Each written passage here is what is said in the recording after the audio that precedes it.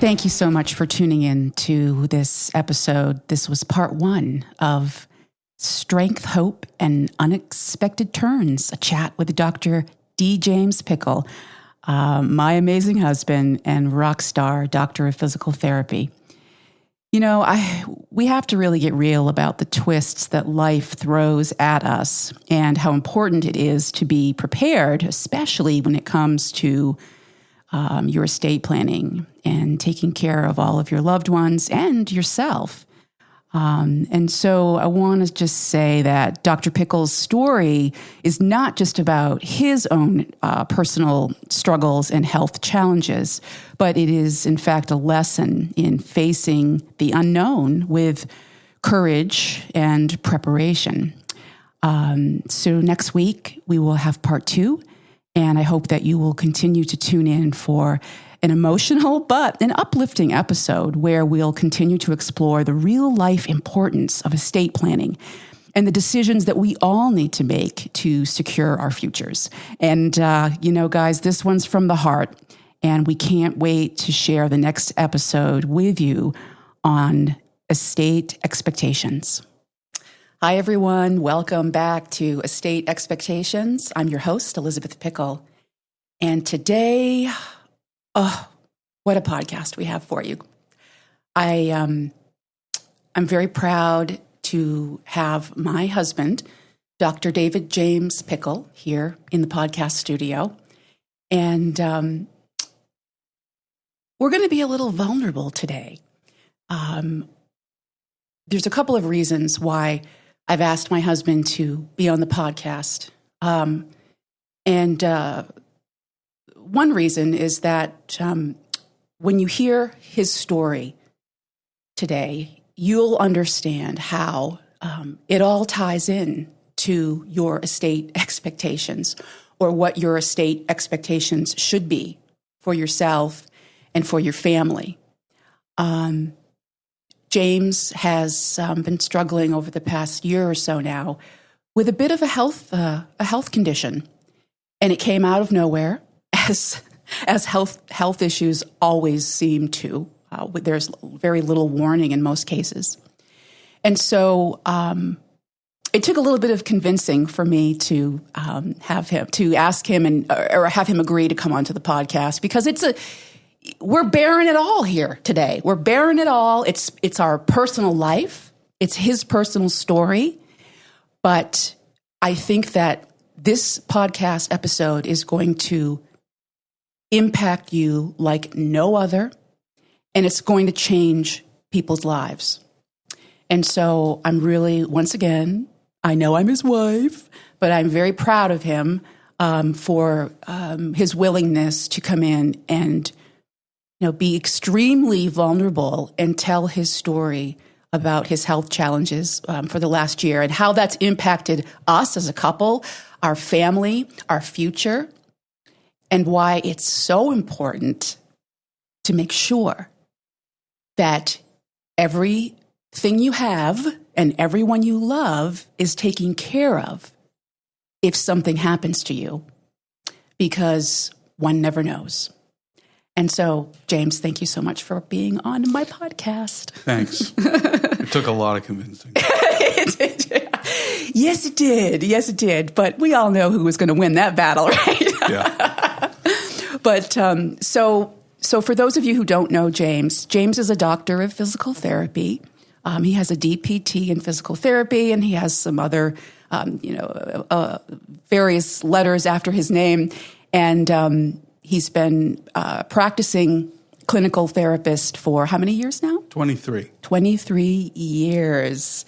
And we met when he was still in college and working on his master's, and then went back shortly thereafter for your doctorate. 2010, I went back to get my doctorate. So Right. I'd been out of college for about 10 years. 10 years, yeah. And I just had an opportunity to go back and get my doctorate. And I said, why not? Right, right. And then you did something incredibly bold and courageous that takes a lot of guts. As entrepreneurs know, you started your own clinic. Yeah, so I started a clinic 2 years after I had graduated from college. I had worked for a hospital and a couple of outpatient clinics, and was very disappointed in how healthcare was going and the type of care that was being offered. So I decided if I was going to do this and I was going to do it right for people, I really needed to start my own clinic and my own practice in order to do that. And so I jumped in with both feet, started Prospect Incorporated at the time, and I ran that for over 15 years. So it's amazing. And I was a patient. I was probably the most frequent flyer in the clinic, but I would say this, even if you were not my husband, incredibly talented and skilled at what you do. James is one of these people that has found their purpose in life. I'd like to think maybe that's me as well, but there are other things I can think about doing if I were not an attorney. But he has found his purpose in life. He is absolutely gifted when it comes to what he does. And so what made you decide to go into physical therapy, back when, did this start when you were a teenager or? So, everyone has like this, come to Jesus moment of, oh, I want to be a physical therapist, or, oh, I want to be a doctor. And the reality is I didn't. I was an athlete back in high school. I was one of the number one runners in the state of Maine. Didn't even know I enjoyed running until about middle school, and had a couple of injuries, nothing significant that I needed physical therapy for or anything. I was very, very healthy. But at the same time, I wanted to get into healthcare, and I wanted to be a specialist in something, but I didn't love college. And so how do you become a specialist without going through 12, 14 years of schooling and residencies and everything else? And physical therapy just seemed to be that ticket where I could be an expert, and I could really make a change in healthcare, but I didn't have to go through a ton of school. So at the time, it was just 5 years, which was 5 years longer than I ever really wanted to go to college. But, everyone has to do something. So that's what I chose to do. Yeah, that's amazing. And so you were always a really healthy kid. You didn't drink I know from just knowing you and living with you for many years, you never drank soda. You had a very good diet. You were very healthy, lean. I've seen the photos of you as a teenager. Yeah. And so you never had any health conditions? No. Yeah. So when I was running, I was down to 3% body fat. Woo. I graduated college at 129 pounds, or not college, high school. Yes. But, the reality is that I was informed in middle school that drinking soda decreased your body's ability to uptake oxygen when you're running. Mm-hmm. And so I said, well, I'm going to stop doing that, and because I want to be one of the best runners out there. Mm-hmm. And I just never came back to it. Mm-hmm. So yeah, that's amazing. And so you went on to school, and you studied. Obviously, you studied PT. And so during the pandemic, we had a lot of changes, and a lot of medical professionals had to pivot with respect to how they were treating patients. I always say clients because that's what I call my people. The medical profession really had to, have to come up with some ingenuity in how we were going to treat people. So I understand now that you are, I guess, retired from the clinical practice of PT, and tell everyone what you're doing now. It's amazing. So just before the pandemic, I shifted away from clinical care and started doing more management. And I was overseeing 70 clinics nationally for a particular company, and overseeing operations, making sure that everything was running properly, and launching new programs in the physical sense for medical practices. And then, of course, the pandemic changed everything. Physical therapy was never, ever a virtual programming. we always had to see patients in person. It's not like psychology and everything where you can do it over a Zoom meeting. But with COVID, they allowed us to start doing that. So immediately, for the company I was working for, we had to create a policy and a program on how to do that, how to see patients virtually, and then also what those rules were going to be. Can you see them if they're in a different state? Can you see them if they are, seeing other medical professionals at the same time? What kind of interaction do we have with those other medical professionals? So I did the first one for my first employer, and then shortly after that, that really kind of snowballed. Now we have various different companies that are doing virtual healthcare and virtual physical therapy. Now we're starting to call it musculoskeletal, or MSK, because it incorporates both the physical therapy side, but also the kind of the wellness side of things and the preventative side of things. So they're starting to recognize that physical therapy is bigger than just dealing with physical injuries when we're starting to talk in a virtual sense. Mm-hmm. Yeah. And so I can imagine that after being a practicing clinician for so many years, you were probably feeling quite burned out. Yeah. And what obviously I think all of us would take back the pandemic if we could, but there's a lot of positivity, I think, that came out of it. And this ability to treat patients in a virtual on a virtual platform, I think, is something that is a really amazing thing. And the tech that you're involved in now is going to be able to reach so many different people and demographics. And I think that moving out here to Arizona from Maine, we're from Maine, and we've been out here in Arizona now for several years. I think maybe you wouldn't have had these opportunities had we had stayed back in New England. I don't know. I could be wrong about that. But so the reality is that with virtual and home remote work and everything, I could do exactly what I'm doing in healthcare and everything now from Maine. Mm-hmm. As a matter of fact, I have a close friend from New Hampshire that is doing some of this stuff. But the opportunity to be closer to the Silicon Valley and where a lot of these companies are coming out of San Francisco and everything certainly does make it a little bit easier. Mm-hmm. We're not here in Arizona. We're not a huge tech environment really at this point right now. So there's not a lot of opportunity local. So everything that I do is pretty much remote. Mm-hmm. But the reality is that when I was seeing regular patients, I could see one, maybe two or three an hour, depending on how complex the patient was and how much I spread myself. And I did the math one day, and I had done something like 65,000 patient treatments in like 22 years or something like that when I did the math.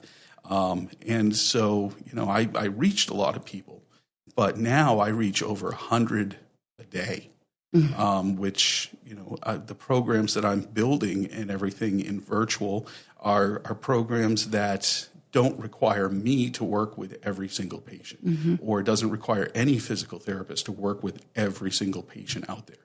The education is the same. So if you have a shoulder injury, we educate you on how to ice, how to stretch, how to do certain things for your injury. Well, why can't we record those? And we just give you that recording so I don't have to sit here and say it like a broken record 200 times. The same thing goes with the exercise program. If I'm giving the same exercise program to everyone that has a similar problem, why can't I just automate that? Right. So I'm creating programs now where they are overseen by a physical therapist, and they are supervised by either a coach or a physical therapy assistant, just like you would have in a traditional clinic. But at the same time, they're able to reach multitudes of people asynchronously, so they can just sign up for the program and they can go at their own pace, but they're getting the same information and they're getting a very personalized experience And we're seeing amazing results. We're seeing a 90% improvement in these people. So Yeah, that's an incredible scale that you've developed, and I know many companies are trying to jump on the bandwagon. I want to pivot a little bit over to let's talk a little bit more about your own personal story and challenges lately. And I guess I want to say that obviously the two of us have always been very healthy. One of the reasons we moved out to Arizona is to be outdoors, is to spend a lot of time outdoors and to be physically active, hiking and enjoying the Sonoran Desert, not necessarily having to be stuck inside a gym all the time. Aside from the great career opportunities that we've both had from coming out here to the desert, we felt great when we first came out here. We were hiking all the mountains. So first of all, I do like the snow. Yes. I miss alpine skiing and everything and snowmobiling. Yeah. But at the same time, the shoveling of the snow at 4:00 in the morning in the dark. Shoveling in the snow when you come home. You don't have to shovel sunshine. Shoveling the roof, shoveling the walkway. I mean, it's just shovel, shovel, shovel. And then in the spring, just trying to clean up from all of the damage that the snow does and everything, and the mowing of the lawns and everything, just trying to keep everything looking nice is exhausting. Mm-hmm. But, coming out here, we just had so much more free time because we don't have a lawn. We're in the desert. We certainly do not. It's a couple of bushes to prune, and that's really about it. So, it's like, what do you do with all your free time? Well, let's go hiking. Mm-hmm. Let's go exploring. Mm-hmm. Let's go, up to Oatman, Arizona, or Jerome, or someplace like that, and let's explore. Mm-hmm. So, we've been very, very active, just doing all of that type stuff. And, I got into swimming. Because in Maine, unless it's in a lake, there's not many places to go swimming. Mm-hmm. No one has pools or anything. And we've got so much opportunity out here to do those physical activities. Yeah. It's interesting but frustrating when I think about it, how our intention was to come out here and continue to be healthy and active, and we eat well. The food here is just renowned, very clean. And I've always, I hope you agree, I've always tried to cook very healthy food for the three of us. Cameron is our son. We've eaten well. We take care of ourselves. I mean, we have very high stressed careers, but we manage it. Yeah, and I'm not opposed to having a pizza once in a while. Oh goodness, please don't let me fool y'all. Yeah, no, right. I'm looking right at Jenny's right across the way here. That's my favorite ice cream, but we'll not talk about that. So I guess my point is that we've done our best to take care of ourselves, and so last summer there was a situation where you started to not feel so well, or I think you felt as though you might be coming down with a sinus infection, So. No, I was swimming laps pretty regularly every day, every other day, and I was getting back to trying to swim a mile. I used to be a lifeguard as a teenager, and the last time I swam a mile, I think I was probably 18 years old, maybe even 17, and I'm like, geez, what a good goal. I can swim a mile again. And so, I'm swimming laps and everything, and I got what I thought was a sinus infection. So I stayed away from the pool for a couple of days. It wasn't getting better. Yeah. I went to urgent care to get some antibiotics and straighten that out. And they did a quick workup on me, and they're like, your blood pressure is really, really high. Mm. And I'm like, well, I don't particularly like being at the doctor's office. The white coat syndrome, right? Yeah. Is that what it's called? Yeah, I've had that for forever, it seems like. Yeah. But long story short, they're like, well, here, take these medications as well just to bring your blood pressure down because we're concerned. And here are the antibiotics. So the next day I went and had an eye exam, which I had scheduled for a long time, and I passed out at the eye exam.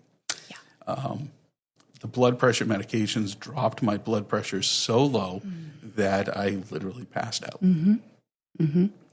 And I believe the optometrist and whoever else was there at the office said, "You're not going anywhere. Call your wife to come pick you up." And then you said what? That's fine. I'll drive home. That's right. Okay.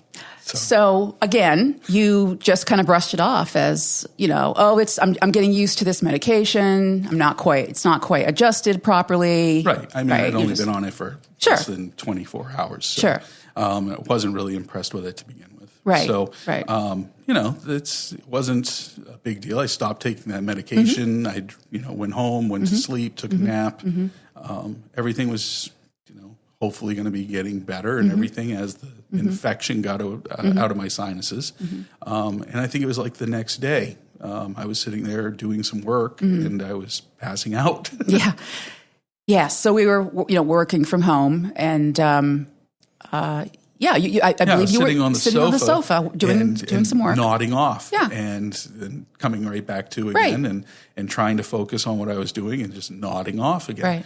Right. And Liz looked at me and said, I think that maybe we need to go to the emergency room and just make sure that everything's okay. Well, that's not exactly how I said it, but I appreciate you being, polite and kind. No, I said, that's it.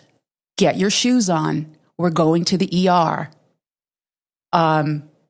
Because, how you guys are. The stoicism, the ego, men are just, and we're taught this by our society that men need to be strong. You need to suck it up, deal with it. And, I think certainly I know my husband is a very strong man, very, very strong. And it's hard to believe that, somebody with his health profile, his, healthy living environment. He's done all the right things in his life. There's nothing wrong with me. I'm getting sick or I have an infection but I could tell that something was definitely off and call it women's intuition, but it's the truth. And so you got your shoes on and we jumped into the vehicle and I took you over to the hospital, right? Yeah. And they got you checked in, and I think rather quickly. And then we were placed into a waiting room area where they started to test your vitals and take some blood draw. Is that right? I don't even remember if they took any blood. Yeah. But, we happened to go to a nice small little annex hospital. Yeah. Here. And because of that and everything, it's not like you'd think Phoenix and everything. You have to wait hours to get into the emergency room. It was pretty quiet. Yeah. It wasn't. I think maybe 2 or 3 other people waiting in the emergency room, waiting room at the time. So they pulled me back and did my vitals and everything, and they said, "You're going upstairs." Yes. So I remember we were waiting in the room, and the nurse came in, and she just kind of whispered in my ear, "We've never seen anyone walk into this emergency room with your husband's numbers. I just want you to know that." Okay. Well, that was startling. And then I think it was the doc on call that came in and said, we're looking at your labs and your kidneys are failing. And you're going to go upstairs and you're going to be BFF with a nephrologist for a while. Is that what you recall? Yeah. So my blood pressure was something like 250 over 100. Yeah. So scary. I don't think if I was in the condition that I was, I'm physically fit and everything, that I probably could have taken that. Correct. Very, very true. Had you had any? I know you're struggling with feeling as though you had a sinus infection. Do you recall having any type of symptoms that would lead you to suspect you had high blood pressure that was beyond high? Not really. Right. Because, I felt very fatigued and everything at the time, and I wasn't sleeping well. But at the same time, there was just nothing, and I assume that the sleeping issues and everything were due to a couple of pounds maybe that I had gained and everything. I had a little bit of sleep apnea issues going on. But other than that, I really don't think that I really had any issues or anything. Right. And I'm going to push back on this a little bit because, again, this is the whole, denial just ain't a river in Egypt, okay? But tell us a little bit about the sleeping, because I recall the jarring, the way that you were jarred awake in the middle of the night and you just leaped out of bed feeling this, as you recall, feeling this type of anxiety and panic that was coming over you. So like what? It was a week or so before I was diagnosed with kidney failure that I was getting a lot of anxiety with sleeping. So, just wake up in the middle of the night and like out of a dream, you think something's chasing you or someone's strangling you or something. And so you jump out, very quickly. And I was getting that a couple of times a night.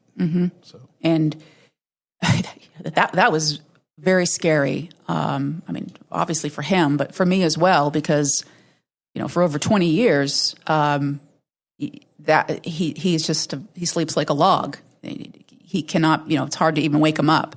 And then every single night, just, practically leaping out of bed and just saying, I don't know what's going on. I don't know what's happening. And even I, gosh, I hate to admit this now, but even I was thinking, I'm sure it's just related to his sinus infection. I'm sure he's just not feeling well. I mean, the way that we try to, sweep things under the rug, it's incredible, because the thought of it being more than that, I think, is just a little bit too much for us to bear. But so that was going on, and so I think you were also getting some nausea and maybe vomiting as well at some point. You thought that might be the sinus I vomited medication. a couple of times and everything, and I also kind of chalked it up to nerves and everything. I was incredibly stressed at work. I was launching a new program that was really revolutionary for the company I was working for, and it was a program that typically for acute low back pain, the cost of doing physical therapy for a program like that is $3,300 for a 12-week program. Some other companies out there in the virtual world are doing it for about $1,100, and I had designed a program that would do it for $280. So just amazing, really good value and everything. And I was working around the clock to try to get this thing launched. Obviously, and we know stress can bring on so many different physical symptoms. So you really didn't. It didn't really occur to you that it was a high blood pressure issue. There's so many different variables going on. It was hard to really say. But then, so let's go back to where you were in the ER, and then they brought us into a room. You had a room waiting for you upstairs. And, I remember it like it was yesterday, but they put you in the bed, and they're hooking you up to all the things and all the little machines that make all the noises, which I cannot stand. And what were you thinking at the time? What was going through your mind? That this is kind of ridiculous. And I'd never spent a night in the hospital before. I'd never broken a bone. I've never, really had a whole lot of brushes other than working in the medical community. I never really had been a patient. Yes. And that was quite evident. And I remember, telling you, James, be nice to these people. They're trying to help you, but you... And look, I'm not judging you. Rightfully so. You were angry. You were angry. You were afraid. You were scared, and you were pissed. I mean, you were. And I don't blame you one bit. But I remember having to talk him down a couple of times because he didn't want to deal with the nurses. He didn't want to deal with the doctors. I mean, he just wanted all of this to go away. And believe me, so did I. And so the next step was that the nephrologist came in and said they wanted to obviously do some testing that involved some ridiculously large needles in your spine, right? in your lower. Yeah, they did a biopsy of my kidney. The kidney, yeah. And they knocked me out with a local for that. So they did that, and then they did a couple of other procedures where they put a central line in and everything because they decided that regardless, I needed some dialysis to kind of get my blood back cleaned up and everything. And they just didn't know if it was going to be something that my kidneys would recover from, or if it was something that I was going to need more long term. But they decided they needed to put that central line in. And where did they put that central line? So they did two, actually. The first one was a very quick temporary one, and it was up in my neck area. And then later on, they revised that and they put it underneath my collarbone so that it was a little bit more less restrictive and everything. So. Yeah. Well, it looked pretty restrictive and uncomfortable to me. Yeah. And so I remember the first few days of the dialysis. How long were you? I'm trying to remember how long you were in the hospital because it was on a 4th of July weekend. 8 days. Yeah. Well, we'll get to that. It was about 6 days too long. Yeah, definitely. But we were coming in on the cusp of coming up on the 4th of July weekend. So I know a lot of the docs were not going to be available, and you had to just wait around to have these tests done. They also wanted to bring your blood pressure down a little bit before they brought you in for the biopsy, correct? I think so. Yeah, I think that was the case. And so when you first started the dialysis in the hospital, that was pretty gnarly, right? Yeah. Yeah, just getting all the toxins out of your body. And they wanted to get as much out as they could as in as short a period as you can. Yes. And when you start filtering that much toxin out of someone's body and everything, they start hallucinating. They start getting very nauseous. Blood pressure starts dropping crazy as you're taking fluid off and everything. Yeah. And, ladies, for those of you who are listening and you're married to, or you have a partner or a boyfriend, fiance, who is a very strong man who you have leaned on your entire relationship, let me just tell you, when you see your husband lying in a hospital bed, completely vulnerable and completely out of control and sick as sick can be, it changes you. It changes you. But you got to hold it together. And, that was definitely a test for me, and I know for Cameron. But you mentioned that you were in the hospital probably about 6 days longer than you should have been. And tell us a little bit about why that is. I think we need to all understand how the medical system works or doesn't work. Yeah. So one of the biggest things that needed to happen for me to get out of the hospital was I needed to go on dialysis. And they decided that everything was pretty much permanent. My kidneys were completely stage 5 renal failure, scarred, and that I would need a kidney replacement or dialysis basically to stay alive. So they needed to put me into a dialysis center where I could get dialysis 3 times a week for about 3 hours each time. And come to find out, there's a lot of these centers around the area.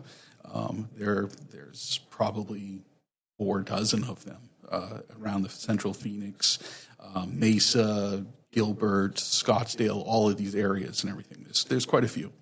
And they were only cherry picking the ones that they were looking for chairs at. And I told them, I'm like, if I have to drive to Gilbert to get treatment, I don't care. I can drive, I can do whatever needs to happen, just get me a chair. And there's 3 major companies out here that do dialysis. And because the doctor that was on call, the nephrologist that was on call when I came in, worked for one of these centers, they would only look for that center for me to be able to go to dialysis. So their search was a third of what it should have been. And 8 days went by, and they're like, "Oh, we're still trying to find you a chair. There's no chairs available right now, and everything." And when I found out that they were only looking at one particular clinic, not all three, I lost it. I lost it as well. I think that was the one time that I stood up and raised my voice and left the room because I had to get on the phone myself. Yeah. Okay. So tell us about that. In 10 minutes, I had a chair. In 10 minutes, he had a dialysis chair. And it was not far from my house. Nope. It was probably, 10 minutes? Yes.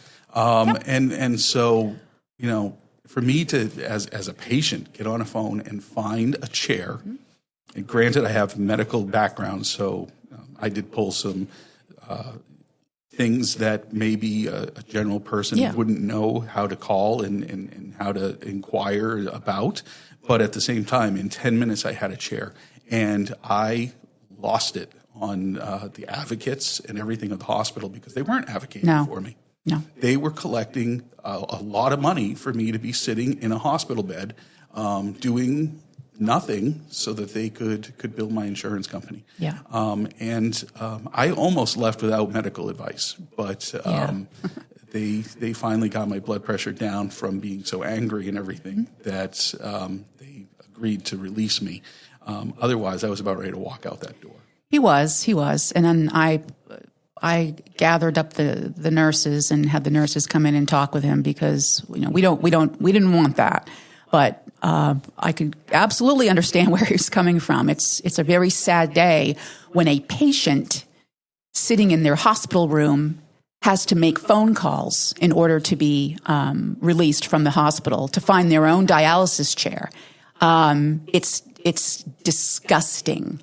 And so, I just don't want I don't want this to happen to anyone else. And so I appreciate you sharing that. It's, I don't know, that's a whole other podcast, the healthcare system. So, I want to thank you so much for being here. I know it's not easy, but this story needs to be told. People need to hear it. And, I hope everybody knows that they can get in touch with us if they want. We're open books, and we'd love to talk with you. And thanks again for tuning in to the Estate Expectations podcast.